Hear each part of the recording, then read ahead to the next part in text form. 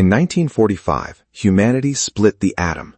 Within weeks, something appeared in our skies, and it hasn't left. For 80 years, military personnel, intelligence officials, and ordinary citizens near nuclear facilities have reported unidentified aerial phenomena at rates that defy coincidence. The government dismissed it. Skeptics called it pattern-seeking bias. But in 2024, a peer-reviewed scientific study did what no one had formally done before. It ran the numbers. The correlation is real. The question now is what it means, and whether the government has known all along. In June 2024, researchers Larry Hancock, Ian Porritt, and Robert Powell published a geospatial analysis examining the relationship between UAP sighting density and proximity to nuclear facilities across the United States. The study used over 200,000 sighting reports drawn from the National UFO Reporting Center and MUFON databases, cross-referenced against the locations of nuclear power plants, weapons laboratories, storage sites, and former testing grounds.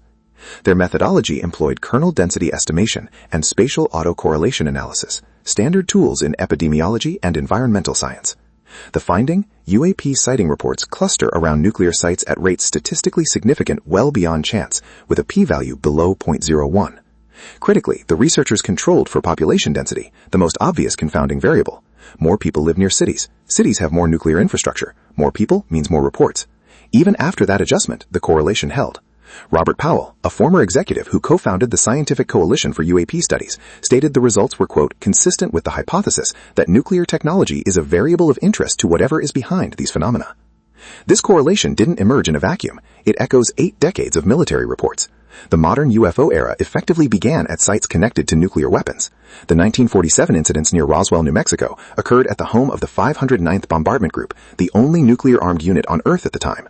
Throughout the late 1940s, sensitive nuclear installations at Los Alamos, Sandia Base, and Oak Ridge reported repeated incursions by unidentified craft. These weren't civilian sightings. They were logged by military radar operators, security patrols, and base commanders with top-secret clearances. The most chilling case came on March 24, 1967, at Malmstrom Air Force Base in Montana. Captain Robert Salas was on duty underground in a launch control capsule when security topside reported a glowing red object hovering over the front gate. Within seconds, 10 Minuteman ICBMs went into a no-go condition, effectively disabled. Salas has testified publicly about this incident for decades, including at the National Press Club in 2010. Boeing engineers investigated and could find no explanation for the simultaneous failure. A near-identical incident occurred at a neighboring launch facility the same week. The Air Force classified both events and instructed personnel not to discuss them. These historical accounts gained new legitimacy when Congress began taking the nuclear connection seriously. At the July 26, 2023 House Oversight Committee hearing, former intelligence officer David Grush testified under oath about alleged recoveries of non-human craft and a decades-long cover-up. While much attention focused on his claims about crash retrievals, a less noticed dimension emerged. Multiple members of Congress referenced the pattern of UAP activity around nuclear assets. Representative Tim Burchett stated directly that, quote, there seems to be a connection between our nuclear capabilities and these sightings. In closed classified sessions, witnesses reportedly provided additional details linking UAP incursions to nuclear weapons storage and deployment facilities. The question of what the government officially knows leads to the Pursue program, a little-discussed intelligence initiative that preceded AATIP and AARO. Pursue, reportedly active during the Cold War era, allegedly cataloged UAP encounters during military operations, including missions involving nuclear assets. Investigative journalist Michael Shellenberger reported in late 2024 that newly surfaced documents from this program reference UAP tracking during nuclear-related flights and deployments.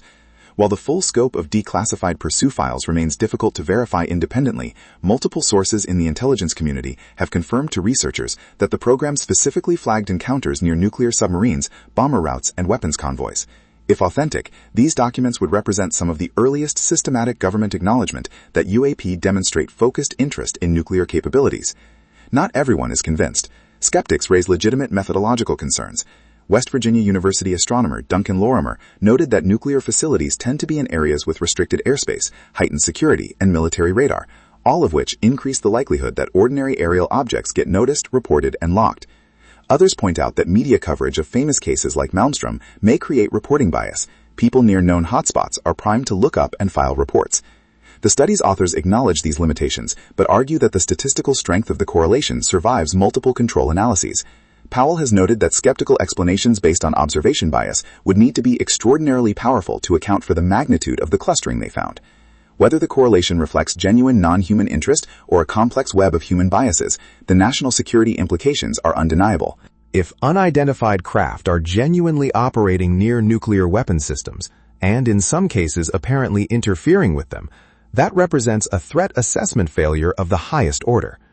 The All-Domain Anomaly Resolution Office, AARO, has been tasked with investigating these patterns, yet its 2024 historical review conspicuously downplayed the nuclear connection, attributing most Cold War-era sightings to misidentified conventional aircraft and atmospheric phenomena. This conclusion drew sharp criticism from both Salas and members of Congress.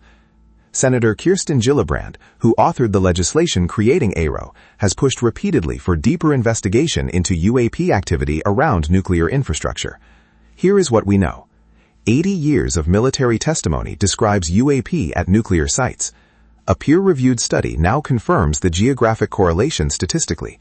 Congressional witnesses have testified under oath about these patterns, and government programs, possibly including Pursue, may have documented the connection decades ago while keeping it classified. None of this proves extraterrestrial surveillance, but it does prove something important. The data demands a serious answer. The pattern is no longer anecdotal. It is measurable, reproducible, and significant. Whatever UAP are, foreign technology, unknown natural phenomena, or something far stranger, their apparent affinity for humanity's most destructive capability is not a coincidence we can afford to ignore.